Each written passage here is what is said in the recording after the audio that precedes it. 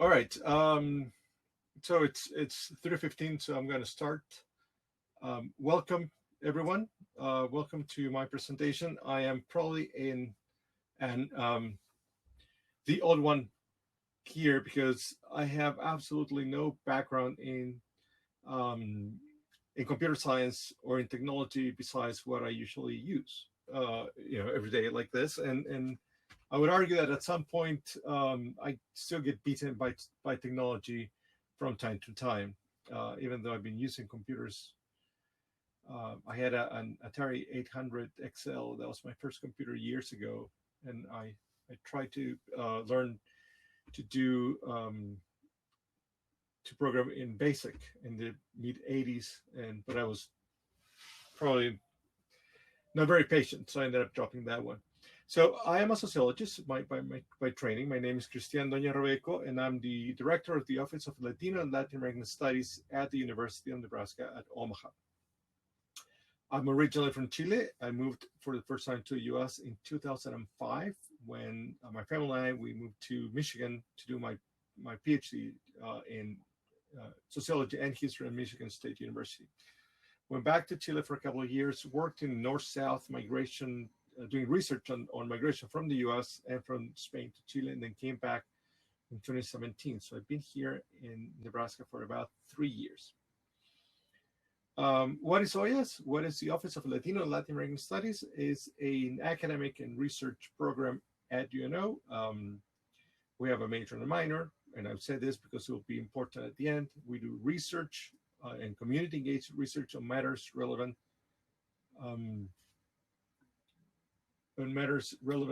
to technology. And give me a second. On matters relevant to technology, and sorry, I lost my train of thought for a second. So we do community engaged research with organizations in South Omaha. We've done research on economic impact before my time, on health before my time, and now we're doing on trafficking, on presence in the press, on the pandemic, and other topics. And we also have community engagement activities. So that is basically what OIS is. It's a really fun place. So I encourage you to look at our website and get more information from it.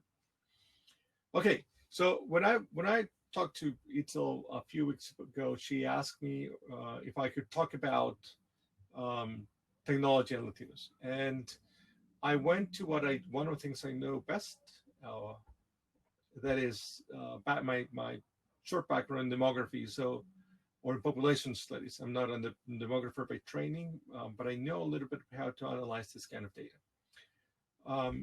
And I was thinking, so how can we frame this from a population studies, from a demography perspective?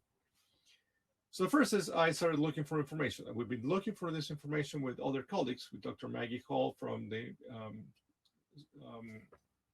College of Information Science and Technology at UNO, and with Dr. Tracy Redding from the STEM education program at UNO as well, in the College of Education. And obviously, one of the first things we came to, and I cannot,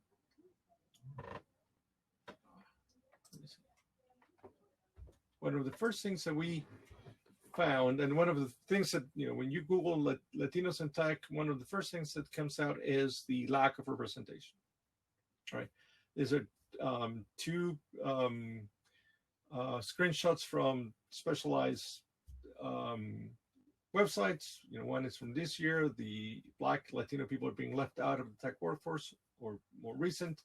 The other one is from Brookings, and it's a couple of years old. But this has been going on for about 10 to 15 years. So every now and then comes back up and says, well, probably around the time that we have data, Black and Hispanic are underrepresented in tech, right? Is that true? Actually, yes. If you see some of the data that these two articles present, it is true. There is some underrepresentation, but it's it's odd. And I thought it was more. Before I started looking at the data, I thought it was way more than it actually is, which begs the question of why and what are we talking when we talk about underrepresentation. So let's talk about the Latino population in the U.S. As we know, is going to be the largest minority in a few years. The proportion of Latinos is increasing way faster than that of the or total population in the U.S. The graph that you have on your left is the projected population of the United States between 2016 and 2060. This is data from the U.S. Census Bureau. It's a couple of years old, the data. And we see that basically Latinos are going to go from 18% now to close to 30% by 2060, right? Obviously, the reduction in the relative proportion of the total population goes in the opposite direction, right? So total population, it's going to decrease from, the total non-Hispanic white population is going to decrease from about 81% to close to 70%. What happens in Nebraska? The data from Nebraska is a little bit older, but it still works. It's from 2010 to 2050. And here we see that the proportion is going to be even more striking. It's the proportion of Latinos in the state is going to go from about 10%, less about 7%, to more than 20 or close to 30% in about the same period. So by 2050, it's going to be about 25 to 30% of the population. The non-Hispanic white is going to decrease significantly in the same proportion, and the non-Hispanic black will actually remain almost static in terms of its relative proportion in this 40 years or 30 years now, between now and 2050. Why is this? Latinos have higher, in general, higher fertility than non-Hispanic whites and the non-Hispanic blacks. Non-Hispanic whites are going in a aging process, which has started a few years ago, so there's a higher mortality, but the aging process of Latinos is actually going to be faster. So by the 2060, while the proportions are going to be lower, the over 65 Latinos are going to have grown more, or in proportion, they're going to have grown more than the proportion of over 65 non-Hispanic whites. Now, in the case of Nebraska, most of the population growth will be from Nebraska-born Latinos. So this is not a case of immigration. There's going to be immigration, of course. There's going to be immigration from Latin America, of course. But most of the growth is going to be from U.S.-born Latinos, right? So these are people that are going to be bilingual, that can run for president, and by 2050, that some of them have already been born, that are going to be the largest proportion or a growing proportion of students at UNO, et cetera, et cetera, et cetera. Now, this is what the population overall looks like in the next few years. But let me talk to you about another concept. This is a concept that a pair of concepts that I really like and that show some interesting things for the future. So the dependency ratio is basically the number of people under 18 and over 65 that each worker or each person in working age needs to maintain. Right, this is obviously not a real number because not everyone between 18 and 65 are working, but it shows that from the entire salary and taxes of those who are working, what proportion will go to dependents, right, under 18 and over 65. What I have here is the youth dependency ratio, and those are the under 65. We can see your graph on your left, right, that the current, So it's 2016, so a couple of years ago. Dependency ratio for the youth of Latinos was about 40%, and it went from 40%, and it's going to go from 40% to 30% in the next 30 years. Now, the youth dependency of the total non-Hispanic the total population and the non-Latino population are going to remain basically the same, right? This graph tells that there is a large proportion of Latinos that are under 18, that proportion is going to decrease, but it's still going to be significantly higher than that of the total population. What about Nebraska? Same process. You can see similar curves. Latinos are significantly higher in terms of proportion, in terms of the demographic of the youth dependency ratio. Non-Hispanic Blacks, it is higher than non-Hispanic whites as well, but it maintains the same. And we have Latinos that starts very high and ends up somewhere at the same level than non-Hispanic Black and non-Hispanic whites. Why is this important? Right? You say, well, that's great. Less young people in relative terms, less dependency. Dependency might be much better. We're not talking about the over 65 dependency because that's another animal, and we know that is increasing, and it's increasing significantly. So we're not talking about that. We're talking about youth dependency. We're talking about that today we have a large proportion of Latinos that will, at some point in the next few years, enter the labor market, right? So, and that is, from there, we can talk about demographic dividend. Demographic dividend is the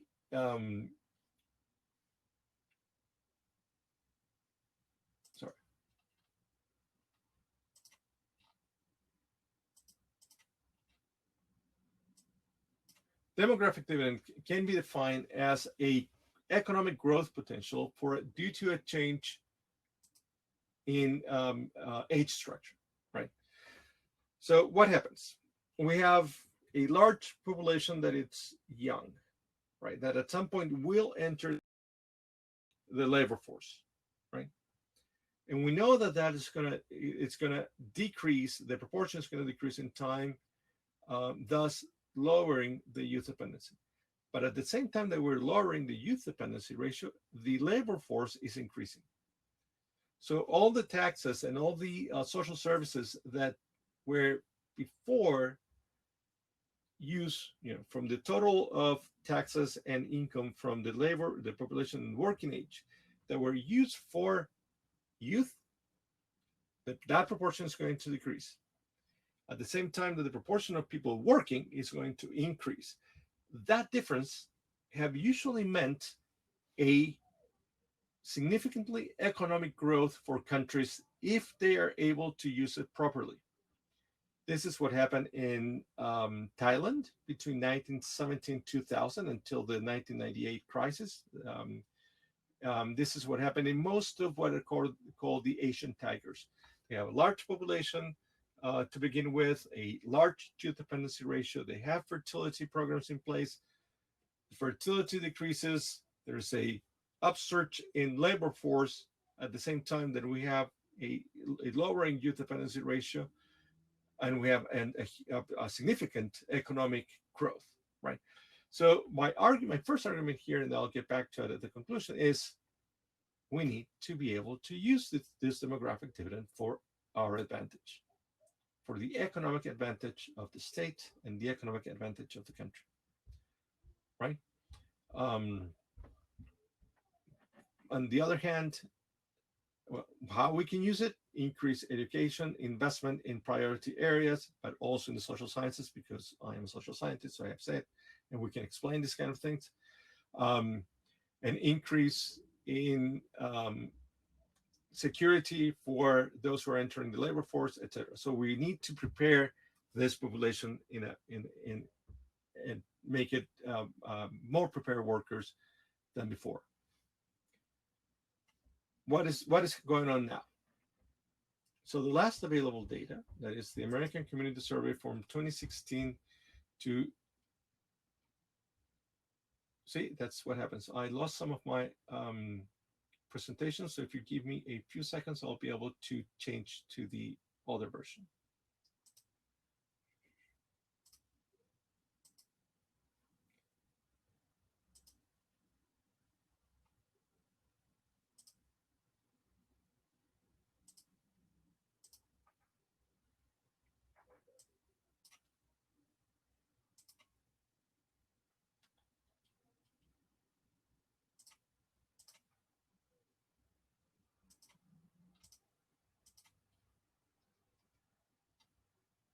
That shows that technology means sometimes we clash.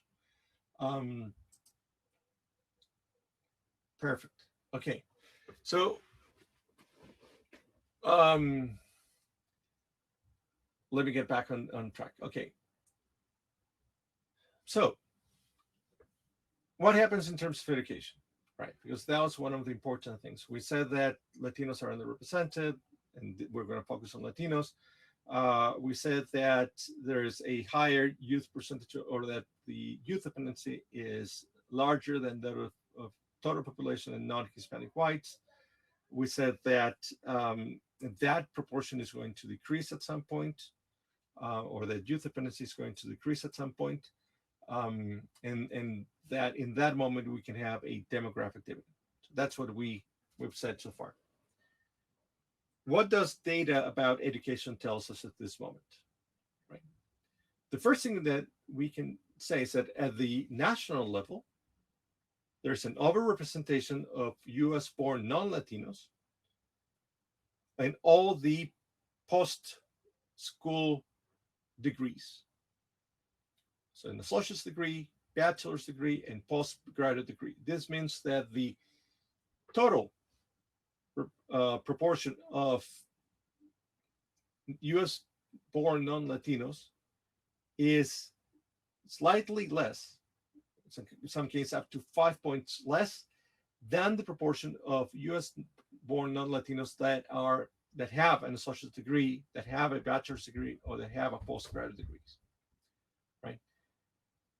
And at the same time, there's an underrepresentation of US-born and foreign-born Latinos in all these categories. So while we could have a larger proportion of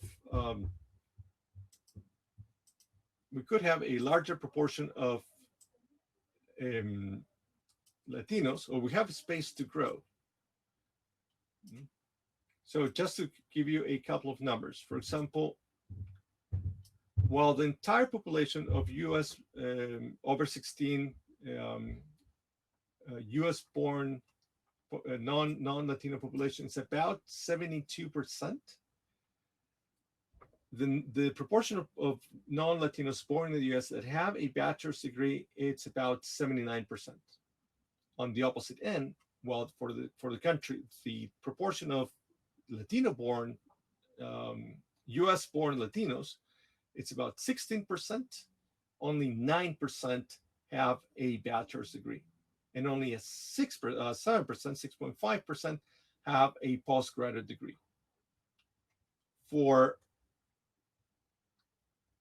That is for those who are currently studying. We can say those who are between 18 and 25 years of age. Right? So that is significant. In the case of Nebraska, those numbers are even more striking. Same for between 18 and 25 years old. 82% of the population, 83% of the population are non-Latino born in the state. Those with a bachelor's degree are 90%. For Latinos, the proportion is 8.6%, and those who have a bachelor's degree is 2.7%. Those are Latinos between 18 and 25 years of age. So there is a significantly lower proportion of Latinos that have a bachelor's degree compared to the total proportion of Latino. And there's a significantly higher proportion of non-Latinos that have a bachelor's degree compared to the total population.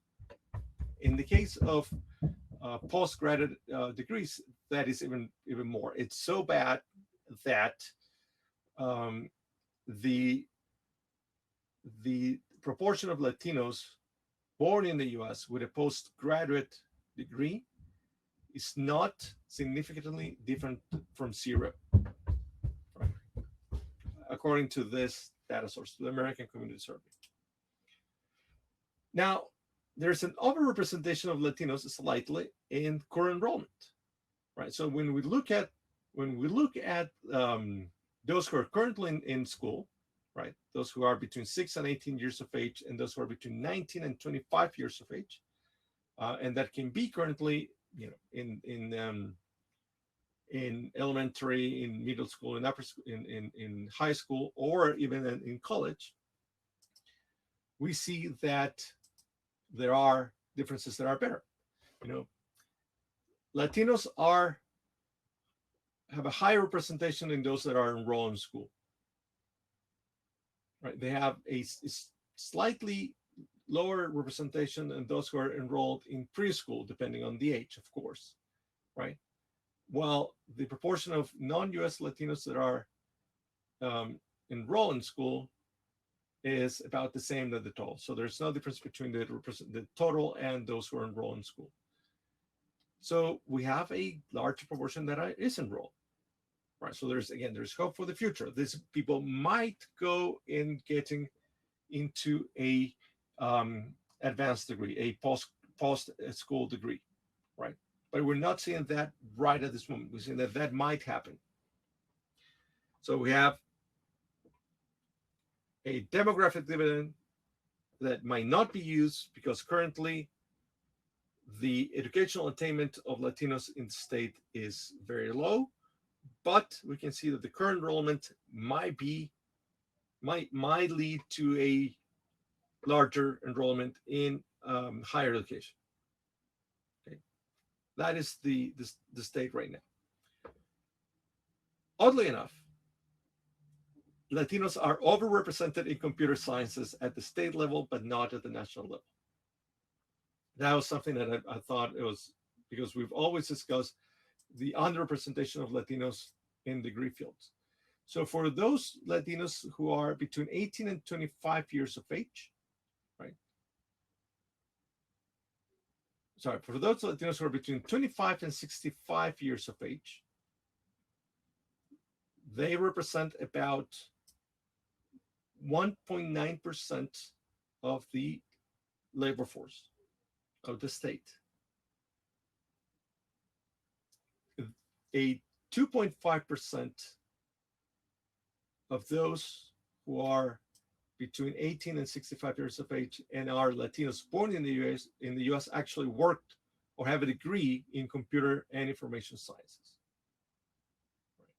Compared to non-Latinos born in the US, 78% have a computer and information science degree versus 90% of participation in the total labor force.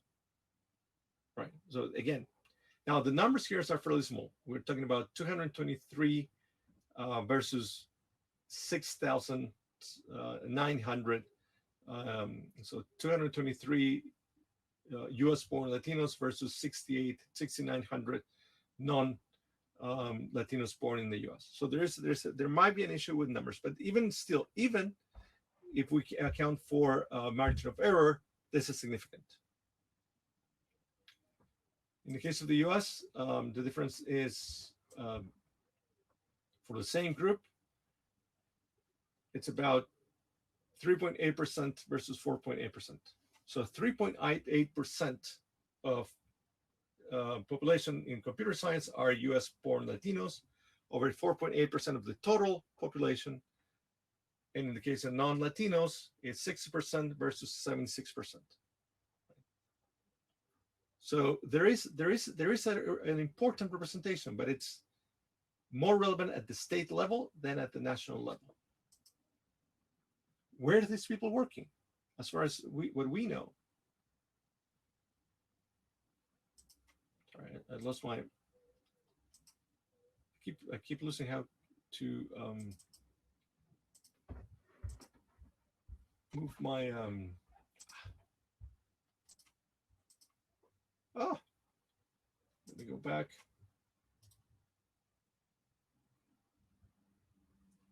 So I see technology and me today are not being good friends. All right. So what happened in terms of occupations? And here I just looked at occupations that can be defined as computer sciences and engineering and other sciences, right? In the US, there's no differences, meaning there's no difference between the proportion of Latinos who are working on a computer science field versus the proportion of Latinos in the total labor force, and the same for non-Latinos, right? So there's no difference, about the same. Now, in the case of Nebraska, however, we see a significant difference. We have an underrepresentation of US-born and foreign-born Latinos in computer occupations. So when we look just at those who have a science-related occupation, according to the American Community Survey, there's an underrepresentation of US-born Latinos and foreign-born Latinos. But there's an overrepresentation in the case of mathematics and engineering occupations. However, that category is very broad and includes surveying, includes physical sciences. It is one will have to go deeper into looking at that to see the difference between numbers, and then the numbers get too small to make some really interesting arguments. But what's interesting is, again, if we follow the line, high career enrollment, low educational attainment, slightly lower representation in computer science, but a much significantly lower representation in the case of computer occupations. Right, so we went from educational attainment, current enrollment, degree field, and occupation.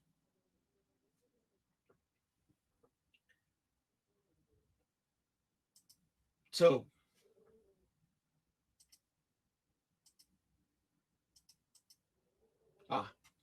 here it is. I made a mess of my PowerPoint. So recently, news sources argue that Latinos are using more technology than any other group in the case of COVID, to communicate with family, to get information, etc. As this table says from Brookings,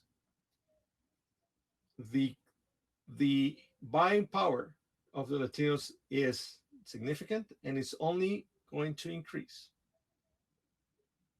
right? So we have an increasing population, a young, although the dependency ratio of that young population is decreasing, and a population with a growing buying power.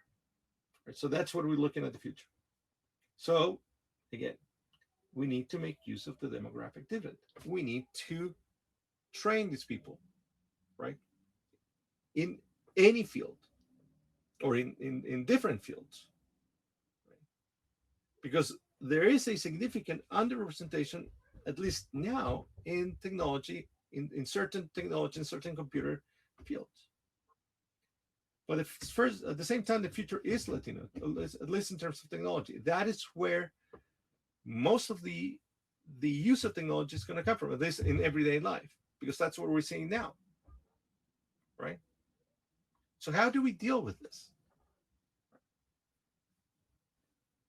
One of my colleagues, Dr. Maggie Hall from IS&T, likes to argue that, and I agree with her completely in this, and I love how she places, and I'll paraphrase in a really bad way what she says. Technology today has not been designed for or by and for Latinos, African Americans, and women. Most of the working population that works in computer science are non-Hispanic whites.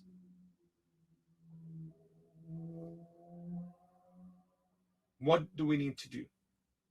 And that's something that we at UNO are starting to do, right? So I'm using this opportunity to tell us about how we think this can be solved and what are we doing to solve it. One, we need more research. Definitely, we need more specific research on what's going on with these populations. Because we have a certain trajectory that's kind of odd, right, in terms of representation. So it might be that definitely, as we've seen in other cases, salaries of Latinos are lower than salaries of non-Hispanic whites in this occupations. Therefore, they tend to move away from it fairly fast.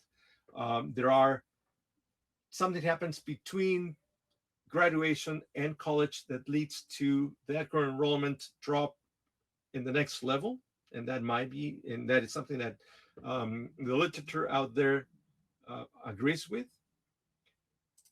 And there might be other things. What we are doing, and when we think that is a good opportunity, is that we need to embed or ground, and it's not only for Latinos, by the way, but we're working together on this, is ground technology and technological degrees in sociocultural studies. And by that, I mean that we are actually developing a dual degree program, dual major program in Chicano Latino studies, or in Latin American studies, and IT innovation. Because that way we argue all the barriers, in terms of mentoring, in terms of representation. All faculty, or most faculty in ISNT today, are non-Hispanic whites, or at least they're not Latinos. Mentoring, representation can be solved that way, or at least that's what we hope. And for those who are engaged in technology, for those students who are Latinos are engaged in technology, they will be able to think or to design and develop technology that is culturally relevant, right? We assume that technology is the same for everyone, right? Many years ago, when I was in grad school, I was assisting a faculty member, a doctoral student, in the statistical analysis for her dissertation. She's a dietitian. She has a PhD in nutrition. And we're looking at the BMI data, and we're comparing, with the official, or the golden BMI data. And she explained to me that BMI data, so the one that you see in everywhere, the one that is supposed to be the perfect one, it is an average of the BMI of a group of, and this is for young people, of young non-Hispanic whites living in an middle and upper middle class neighborhoods in the upper East Coast, so Boston area and around. How can we compare other BMIs to that specific BMI when the perfect BMI is so limited in its scope? Same happened with technology, right? How can we think about developing and applying technology when the ideal user is not like the one is actually going to use it? In order to do that, we need specific programs. We need to get people involved in college training that directly calls to their identity, right? So that's why we're doing this dual degree, dual major program in Latino Latin American Studies and IT innovation. We argue that will be the best way of creating or influencing a labor force in technology that will bridge this demographic dividend, increase representation of Latinos in technology, and increase salaries for them and for their families at the end. So I apologize for my mess with the PowerPoint. I have one good computer and one computer that doesn't behave. I had to use the one that doesn't behave, hence the result. And if there are any questions, please write them in the chat. I'll be looking at it. I have already one question from Jorge. Thank you, Jorge. He asked, do you think it's happening because Latinos are afraid of technology? No, definitely no. There's no way that Latinos can be afraid of technology if they are the ones who are actually the population that's growing faster in the use of that technology. Right now, what about educational in the educational level or the area of technology?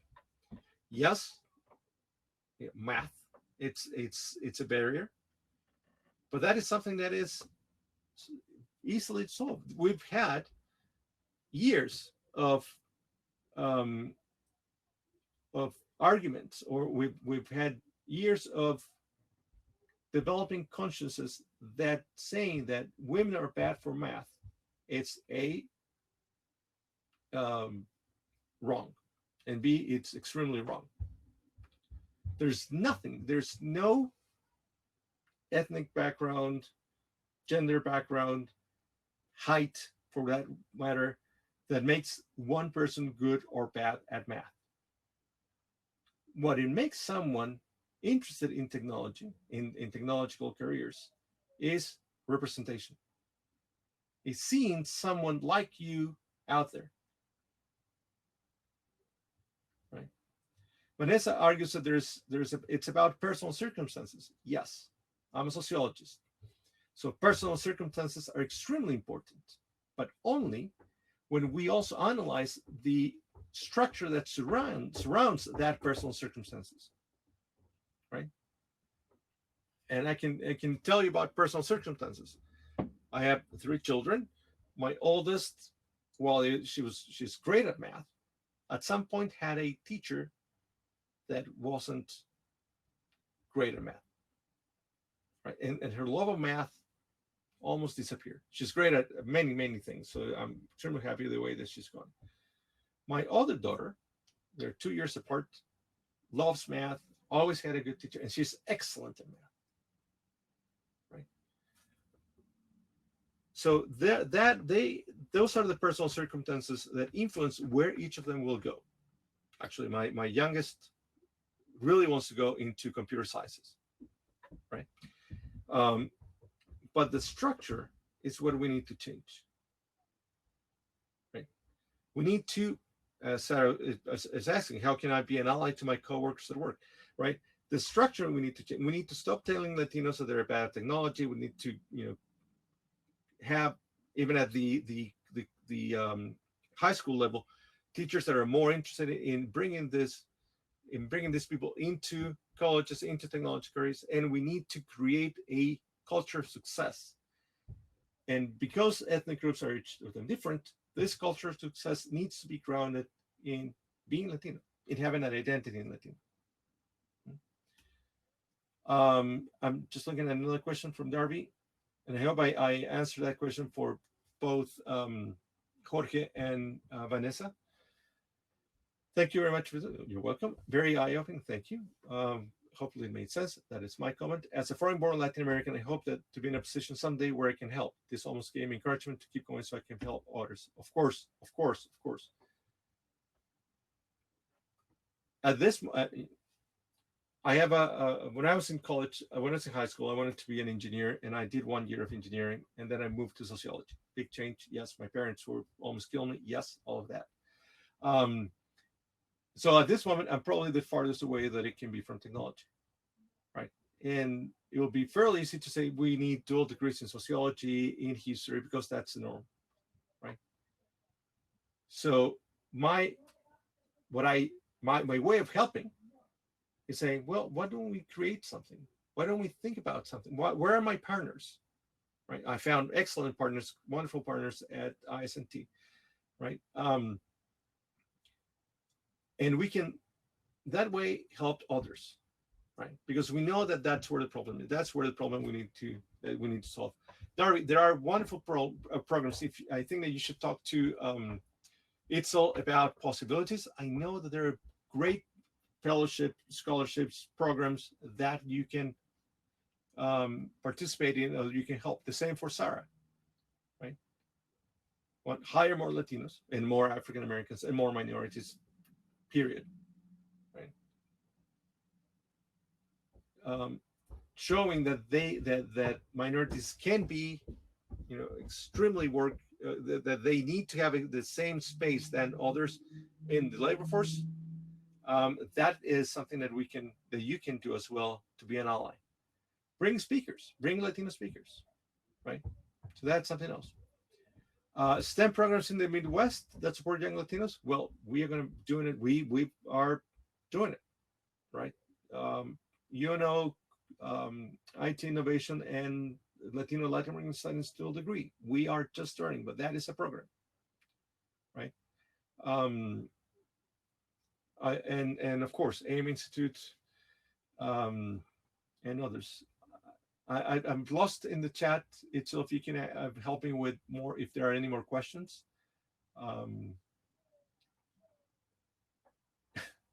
About like coding engineering camps for kids, there are AIM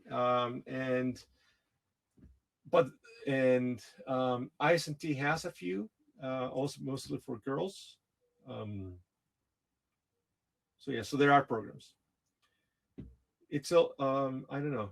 Any other questions? Any other comments?